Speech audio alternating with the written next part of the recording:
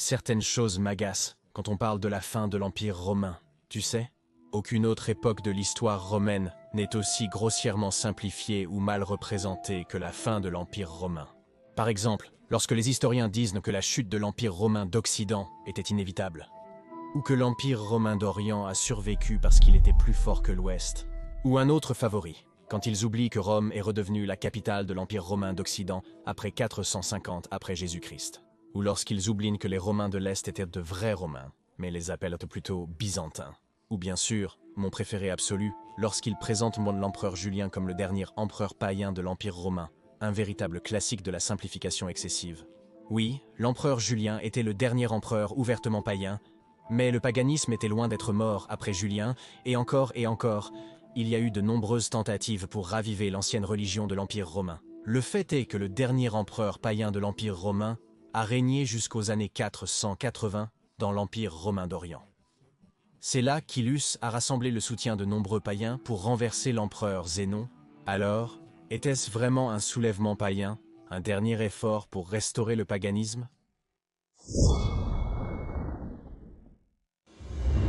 La lente mort du paganisme est probablement l'un des aspects les plus mal représentés de la fin de l'Empire romain. C'est comme si le paganisme de la fin de l'Empire romain était le seul moyen de se débarrasser du paganisme. Et que c'était fini.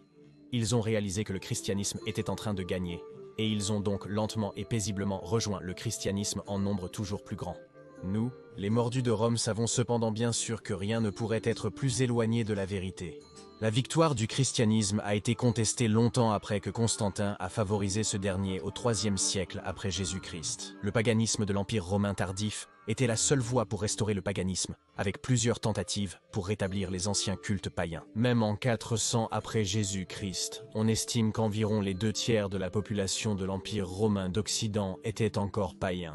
Les empereurs chrétiens ont commencé à émettre des lois de plus en plus strictes et oppressives, transformant effectivement l'Empire romain, autrefois étonnamment tolérant sur le plan religieux, en une théocratie extrêmement oppressive.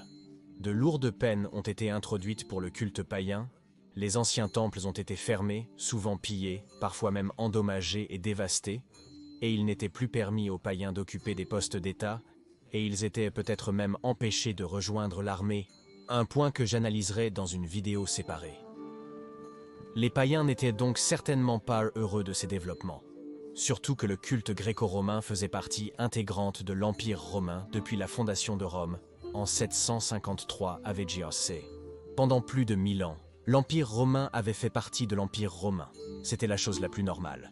Et donc, compréhensiblement, les païens n'étaient pas amusés qu'une minorité de fanatiques religieux extrémistes commence à leur dicter ce qu'ils avaient le droit de faire et de ne pas faire. Ainsi, l'empereur Julien fut la première figure très en vue d'un contre-mouvement qui s'enflammerait encore et encore. Mais sa tentative de restaurer le paganisme fut de courte durée, car il est mort trop jeune. Cependant, seulement 30 ans après Julien, la mort, l'empereur romain d'Occident Eugène et son magistère Militum Frank Arbogast ont inversé les édits intolérants des empereurs chrétiens fanatiques, surtout de l'Empire romain d'Orient, et ont permis la liberté religieuse pour les païens. Les temples à Rome ont été ouverts pour l'une des dernières fois jamais. Mais Eugène et Arbogast ont perdu la bataille de la rivière Frigidus en 394 contre le fanatique chrétien zélé Théodose, empereur de l'Est.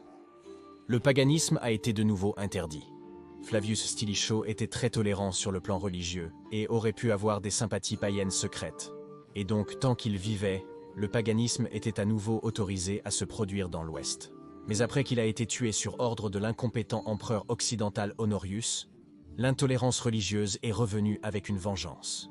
Mais même alors, le combat des païens était loin d'être terminé, car en 423, l'empereur Jean fut proclamé empereur de l'Ouest, et il a de nouveau restauré le culte païen en quelque sorte. Mais il a été tué en 425 par l'Empire romain d'Orient, comme cela arrivait si souvent avec les empereurs occidentaux tolérants sur le plan religieux. Mais même alors, le paganisme était loin d'être mort. À l'est, la ville d'Aphrodisias en Asie mineure était un bastion païen, où de nombreux temples païens étaient maintenus en excellent état de fonctionnement, et où de nombreux païens trouvaient refuge. Une grande communauté païenne résidait aussi à Alexandrie, Il y avait toujours des écoles philosophiques à Athènes, avec de nombreux néoplatoniciens enseignants et nombreux philosophes païens vivants. L'Académie de Platon à Athènes était encore un centre d'apprentissage à cette époque. Le néoplatonicien Proclus y enseignait, et parmi les étudiants se trouvait le futur empereur romain d'Occident, Anthemius, et son ami.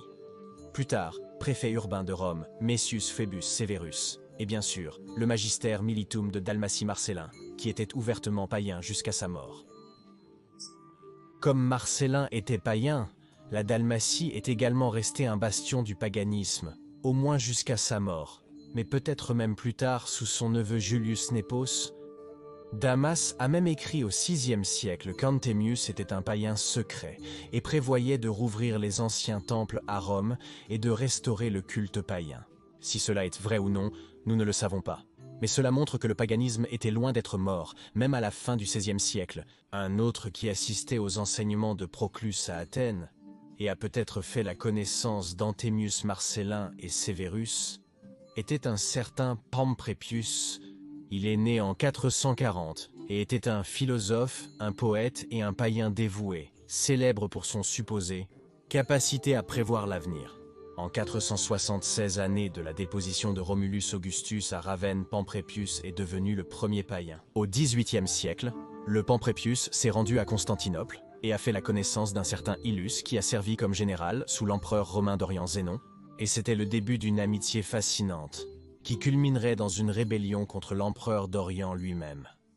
Et veuillez envisager de soutenir cette chaîne via Patreon ou l'adhésion à YouTube, car j'ai vraiment besoin de votre aide pour pouvoir continuer ce travail sur l'histoire romaine tardive.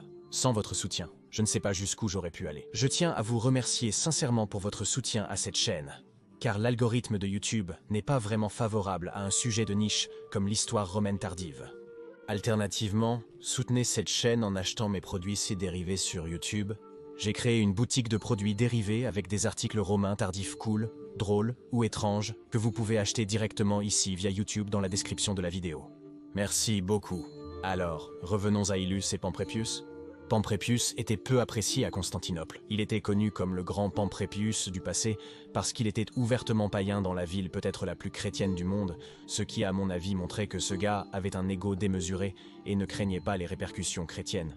Il a même été banni à un moment de la ville par l'empereur Zénon lui-même, mais est ensuite revenu avec l'aide d'Illus quelques mois plus tard, et a même été fait sénateur et patricius par Illus. En 479, Marcianus, fils de l'ancien empereur romain d'Occident Anthemius, a été envoyé à Pamprépius à tenter une rébellion contre Zénon. J'ai parlé de cette rébellion très inconnue dans cette vidéo ici.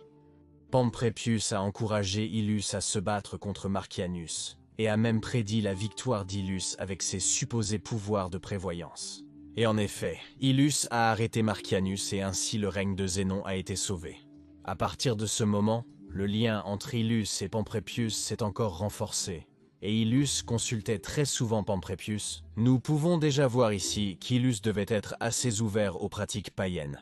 Même s'il n'était pas ouvertement païen, il devait au moins être un fort sympathisant païen, réalisant que aider les païens pourrait lui valoir le soutien loyal absolu de ces derniers.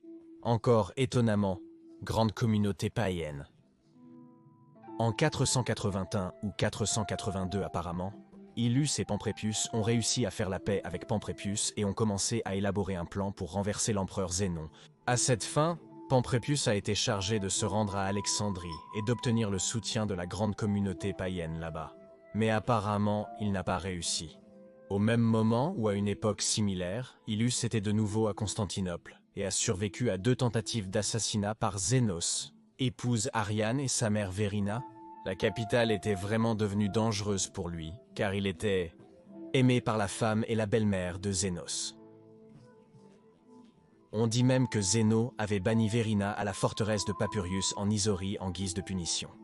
Parce que la vie à Constantinople était devenue dangereuse pour lui, il déménagea à Nicée sous prétexte de soigner la blessure qu'il avait subie lors d'une des tentatives d'assassinat.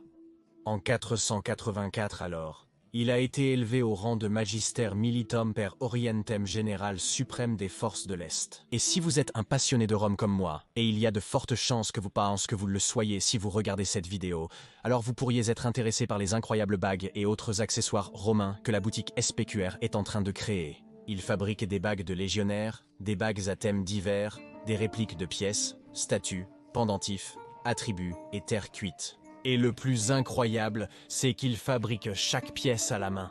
C'est vrai, c'est du matériel fait à la main de qualité supérieure. Constantinople est l'endroit idéal pour trouver des pièces à offrir, surtout pour un fan de Rome.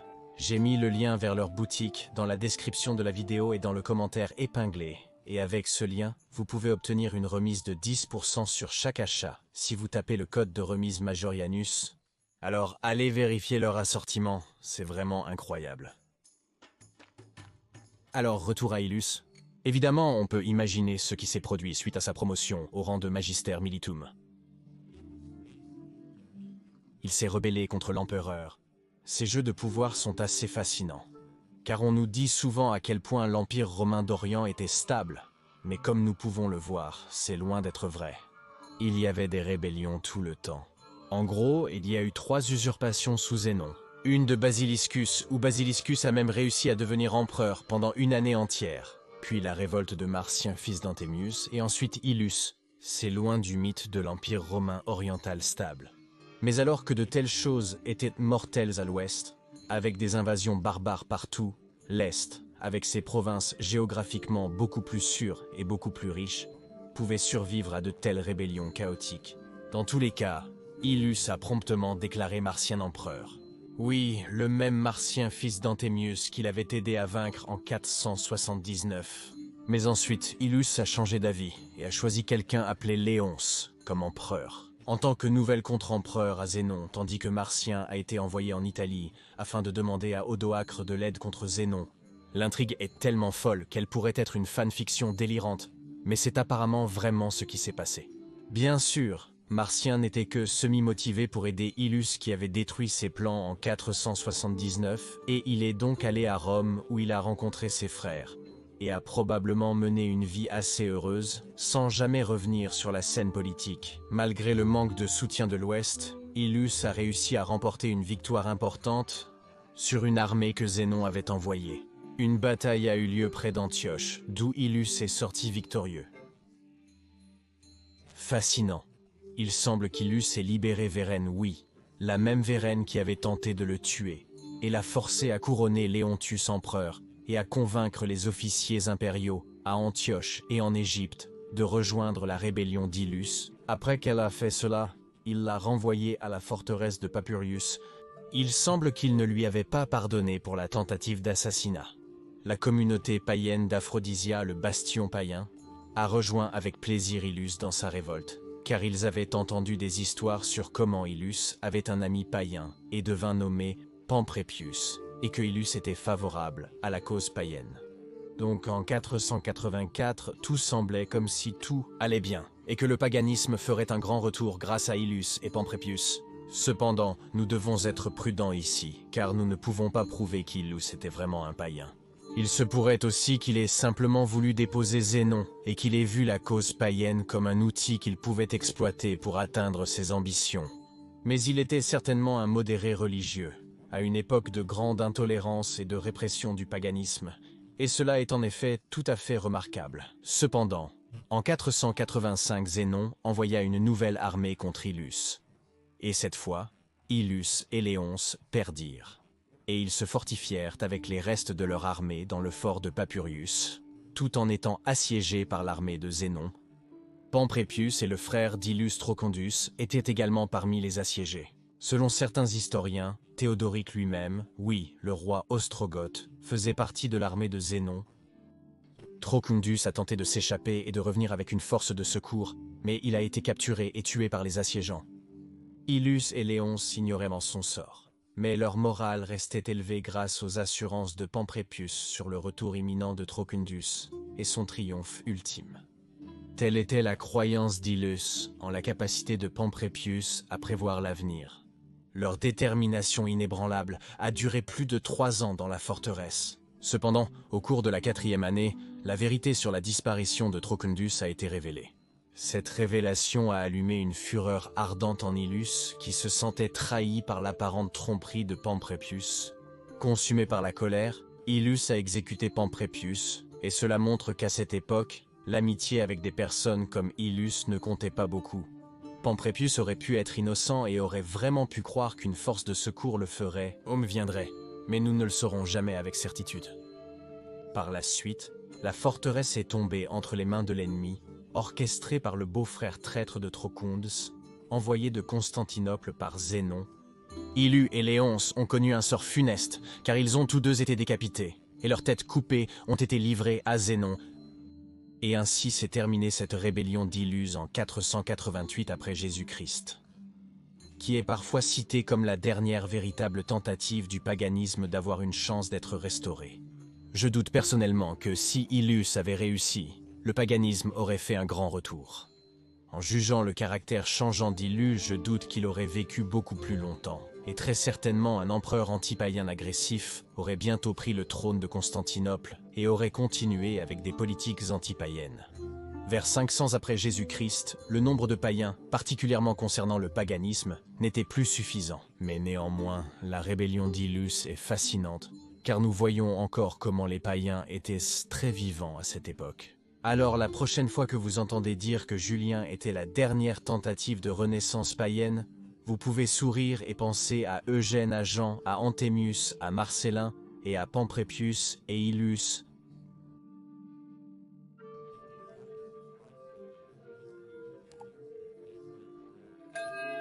Merci d'avoir vu cette vidéo. Envisagez de soutenir mon travail sur Patreon ou avec une adhésion YouTube pour la durabilité de cette chaîne. Dépend vraiment de votre soutien. Et j'aimerais particulièrement remercier notre nouveau membre, Restitutor Orbis Sindri Gretars. Merci beaucoup Sindri pour ton soutien si généreux envers cette chaîne, j'apprécie vraiment beaucoup. Et nous avons aussi un nouveau supporter César, Brandon. Merci Brandon pour ton généreux soutien à cette chaîne. Sans des personnes incroyables comme Sindri et Brandon, cette chaîne ne serait pas possible. Car croyez-le ou non, cette chaîne ne génère pas beaucoup de revenus. Comme vous l'imaginez, l'histoire romaine tardive est un sujet de niche qui n'obtient pas une quantité folle de vues. Donc votre soutien est vraiment très apprécié. Merci amis de l'histoire romaine tardive. Et si vous voulez en savoir plus sur la rébellion ratée de Marcien le fils d'Antémius, vous pouvez regarder cette vidéo ici dans le coin supérieur droit. Mais si vous voulez en savoir plus sur la possible renaissance païenne planifiée par Antémius à Rome, vous pouvez regarder l'autre vidéo dans le coin inférieur droit. Je dis encore merci à tous les amis de l'histoire romaine, Gratias Tibiago et Benevalette.